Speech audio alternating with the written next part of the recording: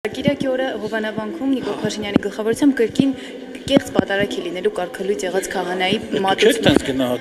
Այդ եկեղեցական կարգն է այդպես գնահատում։ Իսկ եկեղեցական կարգը ասում է, որ կաթողիկոսը կարա զավակ ունենա։ Բայց կարգելույթ եղած քահանան էլ չի կարող ունենալ։ Բայց կաթողիկոսը չի կարող լինի զավակ ունեցողը։ Հնարավոր է մի օր էլ Արշակ Սրբազանի տեսանյութերի պես վեհափառի վերաբերյալ տեսանյութեր տարածել։ Ես թող տարածող ասի, ես ինչ գիտեմ։ Ասում են օրինակ իշխանության հետ կապ ունեցող տելեգրամյան ալիքներն են այդ տեսանյութերը տարածում։ Սխալ են ասում։ Ես նման բան չեմ նկատել, սխալ են ասում եւ ընդհանրապես եթե կնկատեք մեր քաղաքական թիմը այդ առումով շատ զուսպ է եղել ու ես ոչ չեմ նկատել հատկապես մասնավորապես պաշտոնյաների կողմից որևէ տենց ինչ-որ մտադրված էր, որ ձեր վրա կենտրոնացում չլինի։ Ինչպես։ Գուցե մտադրված էր, որ անդրադարձ չլինի ու ըստ այդմ ձեր վրա կենտրոնացում չլինի։ Թե հիմա մտադրվածը որն է, այսինքն թե չկա արձագանք, չկա արձագանք։ Չհասկացա ձեր հարցի բանը։ Լավ, իսկ ինչպես եք վերաբերում այն հանգամանքին, որ կարգելույթ եղած քահանան կարող է բարձրանալ խորան եւ պատարագ մատուցել։ Ասում եմ, դա պետք է համակցության մեջ պետք է նայել, էլի։ Դա պետք է համակցության մեջ նայել։ Իսկ ինչպես եք վերաբերվում այն փաստին, որ կաթողիկոսը կարող է զավակ ունենալ։ Այդ երկուսը իրար հետ պիտի նայեք։ Չեք կարող իրարից առանձին նայել։ Եթե այն հարցին վատ եք նայում, ուրեմն այն հարցին էլ պիտի վատ նայեք։ Իսկ եթե երկու հարցին էլ միաժամանակ, ես չեմ տեսել մարդ, ով երկուսին էլ միաժամանակ վատ նայի։ Ես այդպիսի մարդ չեմ տեսել։ Ձեր խմբակցությունում էլ չկա այդպիսի մարդ։ Ես Որտեղ խոսքից ելնելով պետք է որ ձեր խմբակցությունում երկուսն է վատ վերաբերվին, բայց ոնց որ ասում եք չեմ տեսել։ Եվ Տեր Արամի մարդկա Տեր Արամի կողմից պատարագ անցկացնելուն է նորմալ նայում, այն մյուսին մարդկա, այն մյուսին ինչը նշանակում է, որ այստեղ հատկապես այն մյուս կողմից մենք գործ ունենք բանի հետ երեսպաշտության հետ գործ ունենք այն մյուս կողմից։ Ինչի այն մյուս կողմից, որովհետև եթե մենք խոսում ենք եկեղեցական կանոն, եթե մենք պետք է հասկանանք, մենք պաշտպանում ենք եկեղեցական կանոնները, թե քաղաքական պայքար ենք ծավալում։ Եթե մենք եկեղեցական կանոններն ենք պաշտպանում, պիտի բոլոր կամ առնվազն բարձրացված խախտումների մասին բարձրաձայնված կանոնների մասին խոսենք։ Եթե մի մասի պաշտպանությամբ են հանդես գալիս մարդիկ եկեղեցական կանոնների, նշանակում է իրանց հենց այդ կանոնն է միայն հետաքրքրում։ Իսկ դա անկեղծ չի իմ կարծիքով։ Ինչ ասեմ, իսկ դուք հիմա տեսեք, ինձ հարց եք տալիս, կաթողիկոսին հարց տվել եք։ Սա տալու եք, չէ՞, եթե տալու եք։ Դե բայց կարող եք գրավոր ուղարկել հարցը, այնտեղ դիվանապետը պիտի պատասխանի այդ հարցին, բայց դուք չեք ուղղում այդ հարցը, դուք էլ տեսեք, դուք ժողովուրդ օրաթերթ Թաքուի Թովմասյանն նայում է հիմա, դուք լրագրողներ, դուք պատգամավոր է, այդ հարցը չի բարձր, իրան չի հուզում, չէ՞ այդ հարցը։ Չի հուզում, օրինակ այդ հարցը ձեզ է հուզել, դուք եք բարձրաձայնում։ Հա, բայց դուք չորրորդ իշխանություն եք, չէ՞, դուք մամուլն եք, դուք պետք է ներկայացնեք կարծիքների ամբողջ սպեկտրը, չէ՞, ոչ թե միայն կարծիքների մի սեգմենտը։ Մեր բարձրացած հարցերը, այսինքն եթե հիմա ես մի սխալ բան անեմ, ես միտեղ մի սխալ բան անեմ, այդ մասին դուք կգրեք, չէ՞, միանշանակ կգրեք։ Մենք համացանցում տարածող բամբասանքին բան եղան չեն կարող։ Չէ, բայց որպեսզի բամբասանք չլինի, պետք է ճշտել։ Եթե բամբասանքը կոսունի երեխա թե ոչ։ Բա իհարկե հարցնել մարդուն։ Բա հարցնել։ Մի հատ կարող է, եթե չունի, ասի չունի, որ իմանանք, որ հերքում է, իմանանք արդեն ոնց վարվենք, բայց չի հերքում։ Բա ոնց։ Օրինակ որ հերքից ասեց չունեմ, ոնց եք վարվելու։ Կոնկրետ ես, կոնկրետ ես կասեմ, որ ստում է, սուտ է հերքում։ Բայց գոնե թող այդ հերքումը լինի, որ գոնե մի լավ, մի քիչ մարդ ես, կարող եմ ես կասկած, ասեմ կարող եմ գնամ մի հատ էլ հələ, ասենք մտածեմ այդ մասին, բայց եթե չի հերքում, այդ ձեր ասած դուք ասում եք բամբասանք, բայց դա կոնկրետ տեղեկություն է, ոչ թե բամբասանք, որը հայտնի է ամբողջ քաղաքին եւ ամբողջ հանրապետությանը։ Դա ավելի է հաստատվում մարդկանց մեջ, եւ եթե մարդիկ դրա հետ նորմալ են, դրա մեջ վատ բան չեն տեսնում, ուրեմն իրանք եկեղեցական կարգ ու կանոնը խախտելու մեջ վատ բան չեն տեսնում։ Բայց եթե եկեղեցական կարգ ու կանոնը խախտելու մեջ վատ բան չեն տեսնում, ինչ են այդ խախտումների իրենց կարծիքով այլ դրսևորումների մասին բարձրաձայնում։ Հարցեր են սրանք, որոնց թող այդ մարդիկ պատասխանեն։ Պարոն Յովան, իսկ դուք ինչու չէիք մասնակցում այս կիրակի օրը։ Տեսեք, այդ հարցը, գիտեք, ոնց ասեմ, ինչու գլխարկ չեք դրել այսօր։ Պատարագին մասնակցելու հետ նույն Չէ, դա նույն բանը չի, այսինքն կա գործողություններ, որը մարդը պետք է պարտադիր անի եւ ինչու չեք անում այսինչ հարցը վերաբերել է պարտադիր կատարվելի գործողությանը։ Որովհետեւ ձեր խմբակցությունից падգամավորներ կային, ովքեր ներկա էին, նախարարներ կային, որոնք ներկա էին։ Նիկոլ Փաշինյանն ասել էր մեր թիմով գնում ենք։ Ով ասել մեր թիմով գնում ենք։ Նիկոլ Փաշինյանը նման բան չի ասել։ Առաջարկել էր, որ թիմով գնալու եք Հովանավան, նման բան չի մասնակցելու։ ասել, չէ՞ սխալ տեղեկություն տարածում։ Ինչու եք սխալ Նիկոլ Փաշինյանն ասել է, որ ինքն է գնում։ Շատ լավ։ Հիմա դուք ասեք ինչու չեք մասնակցում, ասենք հիմա ես ձեզ ոնց որ Մեկը ասեմ ասեց գործողման եմ դրա համար չեմ մասնակցել, հիմա ձեզ եմ հարցնում, գիտեք որ ես զբաղված եք նույնիսկ հարցը սխալ է ձևակերպված։ Չզբաղված չէի։ Ձեր հարցը սխալ է ձևակերպված, որովհետև ինչու չեք անում այսինչ բանը, այդ հարցը կարելի է ձևակերպել այն գործողության վերաբերյալ։ Ինչու՞ով է սկսվել։ Հասկանում եմ, կարելի է ձևակերպել այն գործողության վերաբերյալ, որը պարտադիր կատարման ենթակա, օրինակ նիստը սկսվի, ես նիստում չլինեմ, դուք ասեք ինչու չեք եկել նիստի, որտեղ ես պարտավոր եմ լինել նիստում։ Պատարագի մարդիկ գնում են ժամանակ առ ժամանակ կամ ամեն անգամ, Բայց չեք ցանկացել գնալ։ Ես նորից եմ էլի ձևակերպում, ոչ թե պատասխանը սխալ է, որ պատարագի ոչ թե չեն ցանկանում գնալ եւ չեն գնում, այլ ցանկության դեպքում գնում են, դրանք հակառակ մոտեցումներ են, ինչքան էլ դուք հիմա ուզում եք, ես համոզված եմ, մի հատ sense ձեր ոճով վերնագիր կդնեք, բայց ուզում եմ, որ դուք ձեր հարցի սխալ լինելը հասկանաք, այսինքն պարտադիր կատարման, մի որակեք, բան։ Բայց ոչ չորակեմ, տեսեք, դուք հիմա ինչի դուք այսօր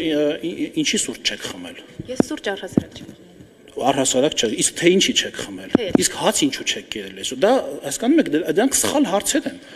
Որովհետև եթե դուք հիմա խուսափում եք իմ հարցի պատասխանը, իսկ կարող եք այդպես ասել, բայց որակել իմ հարցերը առաջարկում եմ չանեք այտենց բան։ Չէ, սա շատ կարևոր հարց է, խնդրում եմ ուշադրություն դարձեք։ Ես ինչ եմ ասում, երբ որ դուք մարդուն հարցում եք ինչու այսինչ բանը չես արել, այդտեղից ավտոմատ ենթադրվում է, որ մարդը պիտի դա աներ։ Միայն այդ գործողության նկատմամբ կարելի ասել։ Անհնար է այդ հարցը ձևակերպել, որովհետև անհնար է։ Ես ձևակերպում եմ, կարող եք ասել չեմ ուզում, չեմ գնացել, կարող եք ասել հարմար չէ։ Կարող է եւ ուզում եմ, եւ հարմար է, բայց չեմ գնացել։ Վերջ, բան։ Միլիոն հատ պատճառ կարող է լինի, չէ՞, օրինակի համար։ Կարող եք ասել չեմ ցանկանում ասել։ Բայց կարող է ես ցանկանում եմ ասել, բայց այդ պատճառները շատ տարբեր են, այսինքն պատճառել չպետք է լինի դրա համար, ես դա եմ ասում։ Հասկանում եք, դա դուք ելնում եք այն կանխավարկածից, որ բոլորը պիտի գնային, եւ հարց եք տալի, բայց ինչ որ մեկը չի գնացել։ Բայց ով ասել, որ բոլորը պետք է գնային։ Դուք հիմա SMS չեք ստացել, որ այս կիրակի եւս պետք է գնաք Հովանավան գորի։ Եթե դուք մտածում եք, որ ես նման SMS-ներ կարող եմ կամ որևէ մեկը մեր ֆրակցիայից կարող է նման SMS-ներ ստանալ, ուրեմն դուք պատկերացում չունեք։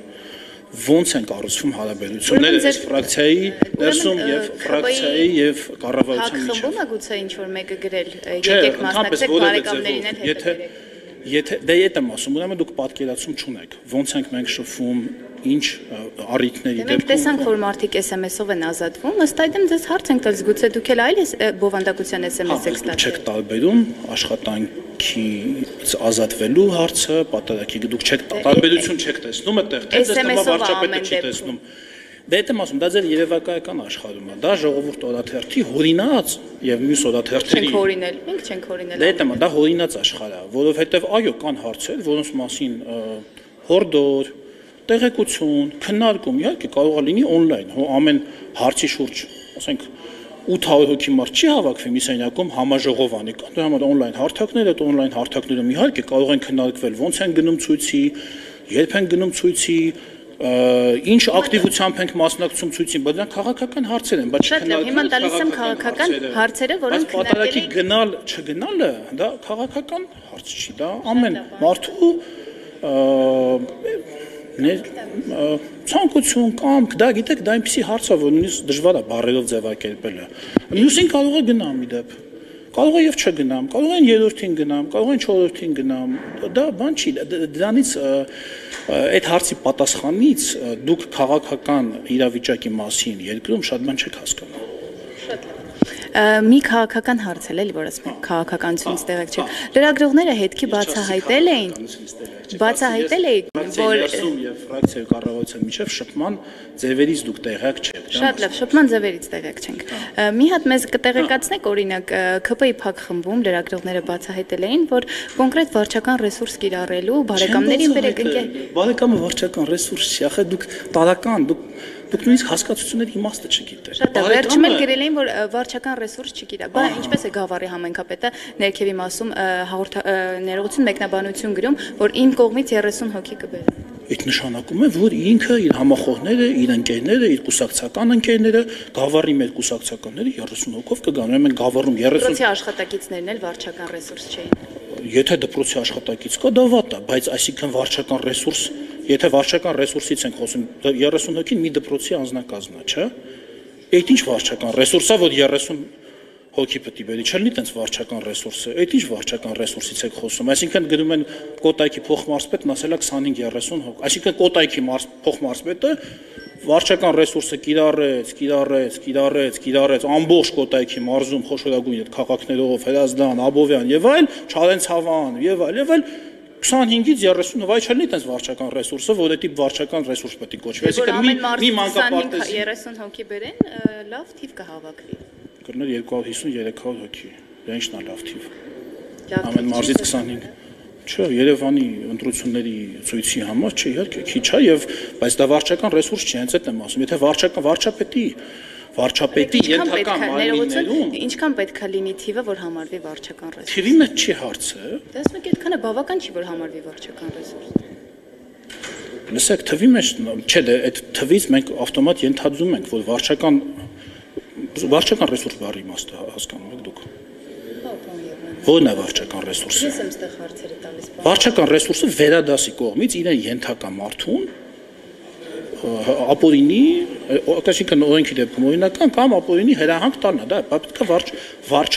վարչական հարաբերություններ պիտի լինեն իրար մեջ։ Հիմա վարչապետի ենթակայության տակ, ուղիղ ենթակայության տակ տասնյակ հազարավոր մարդիկ են աշխատում։ Բայց եթե վարչապետը ուզենա վարչական ռեսուրս կիրառի, ինչի պետք է 800 հոգանոց կուսակցական ընկերների խմբում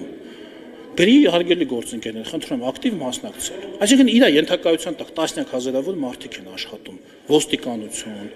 ԱԱԾ, նախարարությունների աշխատակազմ, տասնյակ բառից բուն իմաստով ուղղակիորեն վարչական պետին եւ ենթակա կամ կառավարության մաս կազմող մարմինների անդամներ։ Ոնց եք դուք դա պատկերացնում։ Այսինքն վարչապետը գրի դե ակտիվ ժողովուրդ ջան, ակտիվ մասնակցեք։ Այսինքն վարչապետը ինձ ասել ակտիվ մասնակցի, այն մյուսին ասել ակտիվ մասնակցի, բայց չքննարկեք այդ հարցերը։ Բայց մարդիկ էլ մտել է կուսակցություն։ Մարդիկ, եթե դարձել են կուսակցական, իրանք գիտեն, չէ՞, որ իրանք պետք է քաղաքական process-ի մասնակցեն։ Ցույցնել քաղաքական process-ների անբաժան մասն են։ Բայց մարդը երբ որ գնացել դարձել է քահանայի անելիքների մեջ չկա ցույցին մասնակցելը։ Շատերը որ համեմատում են, ասում են դե ոնց է կաթողիկոսը տերը աղան, ճիշտ եմ ասում։ Չէ, այն մյուսը։ Արամներ մեկ ձայնագրությունը որ տարածվեց, որ ուղարկել էին Վանաձոր, որպես պատիժ, ամենևին ես Վանաձորում լինելը պատիժ չեմ, ուղղակի այդ ինքն է ձայնագրության մեջ այդպես ասում, որ ինձ պատժել եք, ինձնից հեռու ուղարկելով եւ այլն։ Բայց մարդը ուզեցել է դառնա քահանա։ Իրան կաթողիկոսը ասում է կգնաս ցույցի, կարող է մի հատ ասի կգաս սվաղ կանես, այն մյուսը կգնաս այնտեղը մեդլախ կխփես, այն մյուսը կգնաս, չէ, բայց անկեղծ հիմա դուք ժպտում եք, բայց մարդը ուզում է քահանա, մարդը ուզում է քահանայական ծառայություն մատուցի։ Այսինքն իսկ մարդը ով եկել դարձել է կուսակցական, ինքը գիտի որ ինքը պետք է ինքը ուզում է մասնակցի ցույցերին։ Այդ մի կուսակցության հետ բնականաբար։ Այդ կուսակցության ղեկավարն էլ ասել է ժողովուրդ ջան, ցույց ենք անում, բոլորդ ակտիվ մասնակցեք, կարակ համախոհներին, ընկերներին եւ այլն էլ ասեք, այսինքն նշել է կարեւորությունը, որ այսպես ասած ականջի հետև չգցեք հանկարծ, հա։ Դուք դա համեմատում եք քահանային ստիպելու հետ ու ասեմ ավելին։ Դրանից հետո չենթարկվելուց հետո այդ մարդու նկատմամբ, ասենք, ինչ-որ ճնշումներ կիրառելու հետ, հիմա ձեր կարծիքով այդ 800 հոգանոց խմբից քանի հոգին է վարչապետի, քանի հոգին է, որ օրինակ որ չի ներկա չի եղել ցույցին։ Եղել են տենց մարդիկ որ կամ օրինակ ընտանիքի կարող մեկնել կարող չլինի գալը, չի շակու վարչապետը պետքա կաթողիկոսի նման դներ ցուցակագրեր, ասել մի հատ նկարային դրոններով, ասեն այ Պողոսյան Պետրոս, չէի ասել ընտանիքիդ հետ կգաս, ինչի՞ չէ, դե որ այդպես է, քեզ հեսա Երևանի ավականուց կհանենք, կուղարկենք Վանաձորի ավականի։ Պատկերացնում եք, այդ ձևա Էտա ճիշտ է։ Մարդը քահանա է դարել, որ գնա ցույց է իմաստ։ Եթե ուզում է մասնակցի, այդ մասին չէ բողոքի, ինքը եպիսկոպոսի անունը ոնց էր։ Նաթան, հա։ Իրան չէին իրան հրավիրի այդ կարգապահական եւ այլ։ Եվ մի հարց էլ այնց հետաքրքիր, էդ էլ մտնամ ձեր թերթի միջոցով։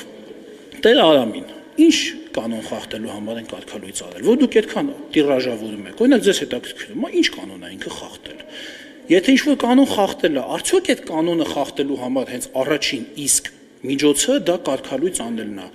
Այնտեղ կա օրինակ փիլոնազրկում, չէ՞, օրինակի եկեղեցական մենք ուզում ենք, չէ՞, հասկանանք ինչ այնտեղ կատարվում։ Փիլոնազրկել են իրան, որ շուտ նախազգուշացում, եթե դա հենց փիլոնազրկումն է, էլի ոնց որ թե մի քանի օրով կամ շաբաթով կա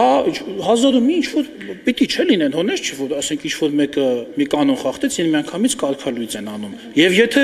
կանոն խախտելու համար միանգամից կարգալույց են անում, բա կաթողիկոսը այդքան ֆունդամենտալ կանոն խախտելու համար, ինչի կարգալույց չի լինում։ Հարցեր են սրանք։ Ես խնդրում դուք այդ հարցերը կտակ, չէ՞, հարցումներ անում եք փողոցներում, չէ՞։ Տվեք իմանան էլի մարդիկ։